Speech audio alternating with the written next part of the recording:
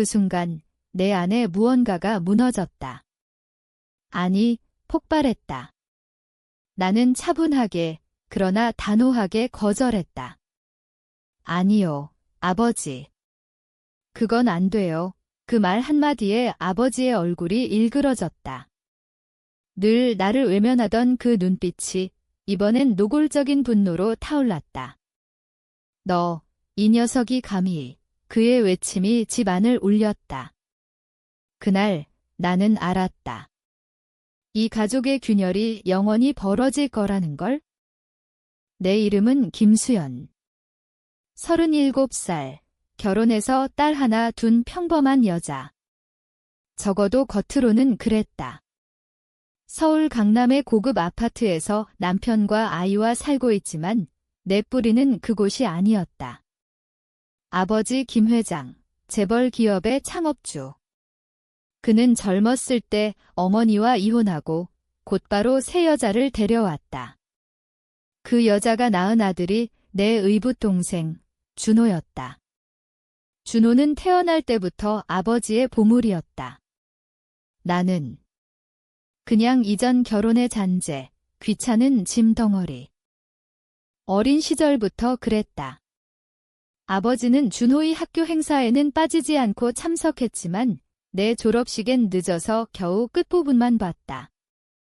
바빠서 미안하다는 말 한마디로 끝. 준호가 사고를 쳐도 아이들이 다 그래 하며 넘겼지만 내가 작은 실수를 해도 너는 왜 그렇게 못하냐고 호통쳤다. 어머니가 병으로 세상을 떠날 때도 아버지는 장례식에 늦게 왔다. 준호의 피아노 레슨 때문에. 나는 그 모든 걸 참았다. 가족이니까. 피가 섞였으니까. 하지만 딸 지은이가 태어나면서 달라졌다. 지은이는 내 전부였다. 세상에서 가장 소중한 존재. 아버지가 지은이를 보며 부리 손녀 귀엽네 하며 웃을 때 나는 속으로 생각했다. 이제라도 변할 수 있을까? 하지만 아니었다. 아버지는 여전히 준호만 챙겼다.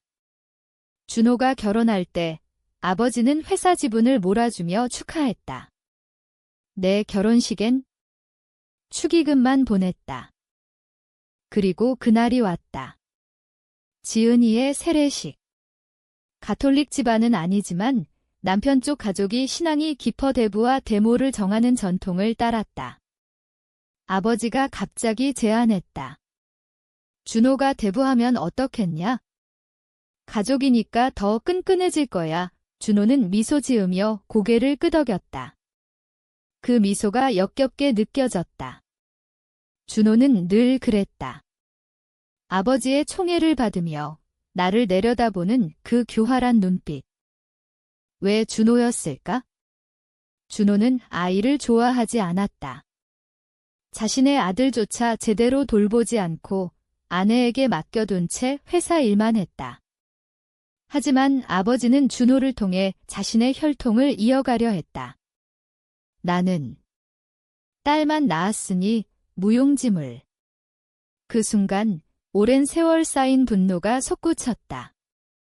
아버지, 죄송하지만 안 돼요. 대부는 제 남편 쪽 친척으로 하겠습니다. 침묵이 흘렀다. 아버지의 눈이 커졌다.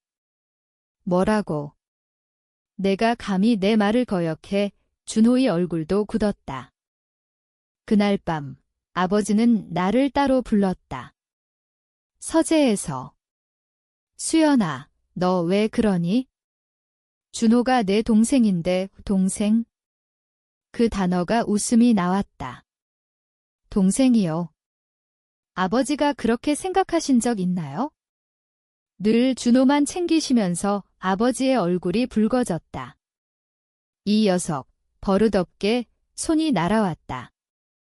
뺨을 때리는 소리가 울렸다. 뜨거운 통증이 퍼졌다. 하지만 더 아픈 건 마음이었다.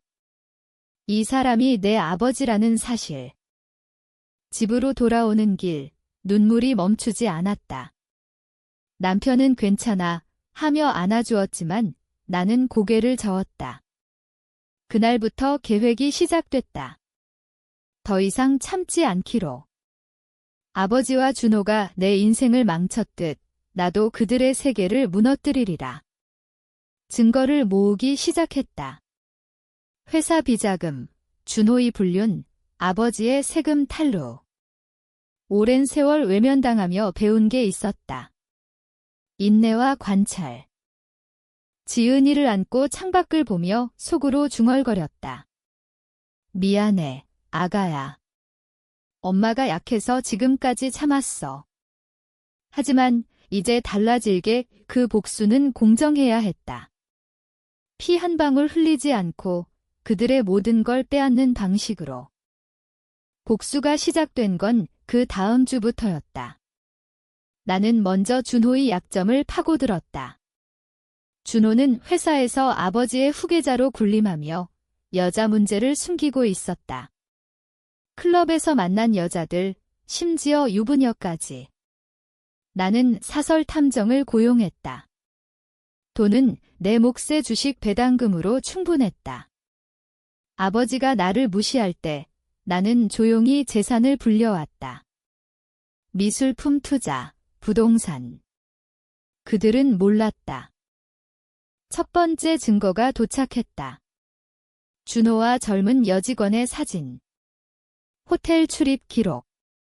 그 여자는 유부녀, 남편은 준호의 부하 직원이었다. 나는 그 사진을 익명으로 그 남편에게 보냈다. 곧 회사 안이 소란스러워졌다. 준호가 황급히 수습하려 했지만 이미 늦었다. 아버지가 준호를 불렀다. 이게 무슨 짓이냐? 준호는 변명했다. 오해예요. 아버지 하지만 아버지의 눈빛이 흔들렸다. 처음으로. 나는 그 틈을 노렸다. 회사 주주총회에서 익명 제보를 했다. 준호의 비리. 아버지는 분노했지만 준호를 보호하려 애썼다. 가족 일이야. 외부에 새나가지 않게. 하지만 이미 주식은 떨어지기 시작했다. 언론이 물었다. 나는 뒤에서 실을 당기며 지켜봤다. 고통스러웠다. 이 사람들이 내 가족이라는 사실이. 남편은 걱정했다. 수연아, 너무 위험해. 그만둬. 하지만 나는 멈출 수 없었다. 그들이 나를 이렇게 만들었어. 지은이까지 무시당하게 둘 수 없어. 남편은 한숨 쉬며 안아주었다. 그는 내 편이었다. 항상. 준호가 나를 찾아왔다. 카페에서. 누나, 이게 다 내 짓이지. 그의 눈빛이 날카로웠다. 나는 미소 지었다. 무슨 소리야? 증거라도 있어. 준호가 이를 갈았다. 너 후회할 거야. 귀협이었다. 하지만 나는 두렵지 않았다. 오히려 해방감이 들었다. 아버지가 병원에 입원했다. 스트레스 때문이라고. 나는 병문 안을 갔다. 아버지는 침대에 누워 나를 보았다. 수연아, 준호 좀 봐줘라. 여전했다. 나는 고개를 저었다. 왜요? 준호가 잘못한 거잖아요. 아버지의 눈에 눈물이 고였다. 너도 내 딸인데? 왜 이렇게 잔인하니, 잔인? 그 말이 가슴을 찔렀다. 하지만 나는 참았다. 아버지가 먼저 잔인하셨어요. 어머니 떠날 때, 나 어린애였을 때. 그날 밤 나는 울었다.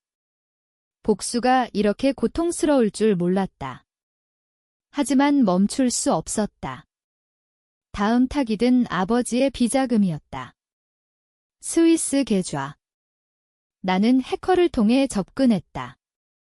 돈을 빼돌려 자선단체에 기부했다. 익명으로. 회사 주가가 더 떨어졌다. 준호의 아내가 이혼 소송을 제기했다. 불륜 증거 때문에. 준호는 패닉에 빠졌다. 나에게 전화했다. 누나, 제발 도와줘. 처음으로 빌었다. 나는 차갑게 말했다. 늦었어. 회사 내부가 혼란스러워졌다. 주주들이 아버지를 압박했다. 회장님, 후계 구도가 불안정합니다. 아버지는 준호를 보호하려 했지만 증거가 너무 많았다. 나는 더 깊이 파고들었다. 아버지의 과거. 젊었을 때 경쟁사를 무너뜨린 불법 로비. 그 기록을 검찰에 제보했다. 준호가 절망했다. 술에 취해 나를 찾아왔다. 누나, 왜 나한테 이러는 거야? 우리는 가족이잖아, 가족. 그 단어가 역겹게 들렸다. 가족. 너는 나를 가족으로 생각한 적 없어. 아버지도 준호가 무릎 꿇었다. 미안해. 내가 잘못했어. 하지만 진심이 아니었다. 그냥 살아남으려는 몸부림. 아버지가 나를 불렀다. 집으로. 수연아, 그만해.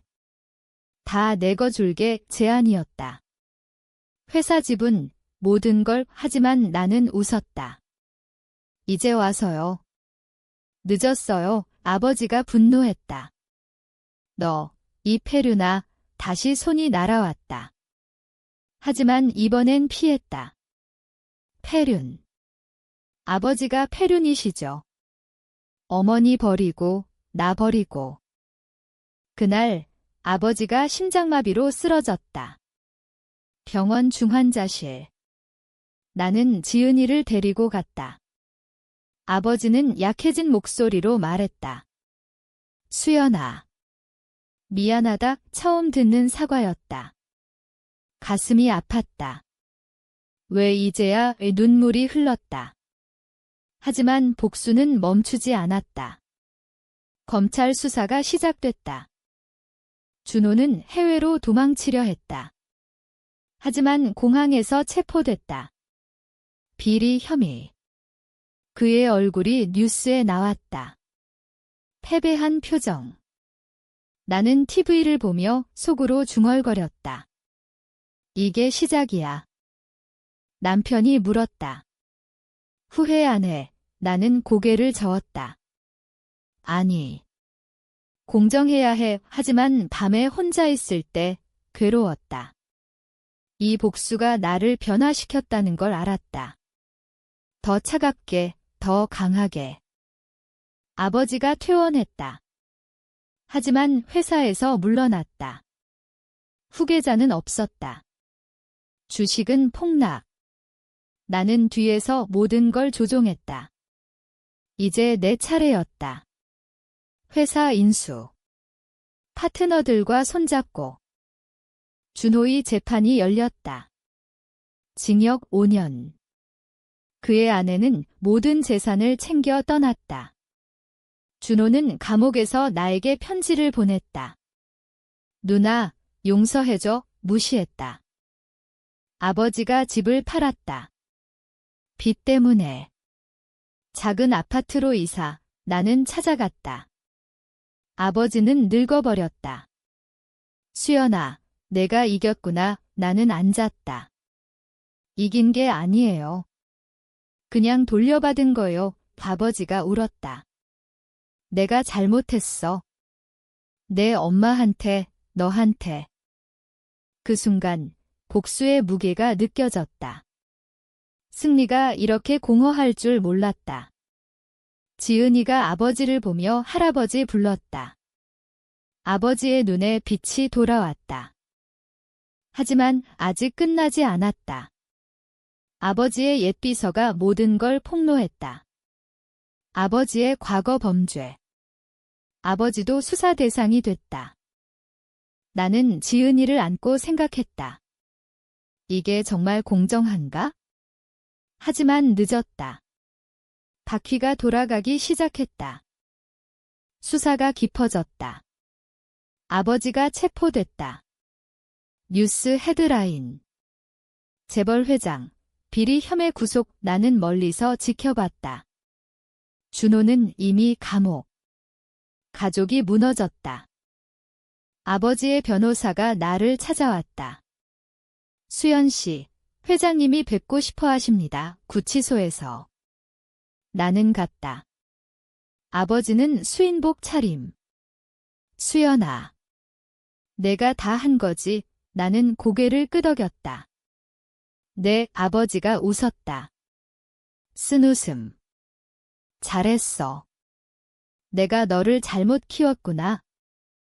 그 말에 눈물이 났다. 아버지. 왜 그랬어요? 아버지가 말했다. 준호가. 내 엄마 닮지 않아서. 내가 너무 닮아서 미웠어의 충격이었다. 어머니에 대한 죄책감. 그게 나를 향한 증오였다. 집으로 돌아와 무너졌다. 복수가 끝났지만 상처는 남았다. 남편이 안아주었다. 이제 끝났어. 하지만 아니었다. 내 안의 증오가 사라지지 않았다. 회사 인수가 완료됐다. 이제 내가 회장. 하지만 기쁘지 않았다. 몇 달 후 아버지가 선고받았다. 집행유예. 건강 문제로. 준호는 출소 후 해외로 떠났다. 연락 끊김. 나는 회사에서 일했다. 지은이를 위해. 아버지가 가끔 찾아왔다. 수연아, 미안하다. 이제야 진심이었다. 나는 용서하려 애썼다. 하지만 쉽지 않았다. 어느 날 지은이가 물었다. 엄마, 왜 할아버지 슬퍼 보여? 나는 안아주며 말했다. 과거 때문에. 하지만 이제 괜찮아질 거야? 복수는 끝났다. 공정한 대가를 치렀다. 하지만 잃은 것도 많았다. 가족의 의미를. 그래도 후회하지 않았다. 이게 내 선택이었다. 피로 물든 손으로 얻은 자유. 서울의 밤하늘을 보며 생각했다. 배신의 대가는 혹독했다. 하지만 이제 새로 시작할 수 있다.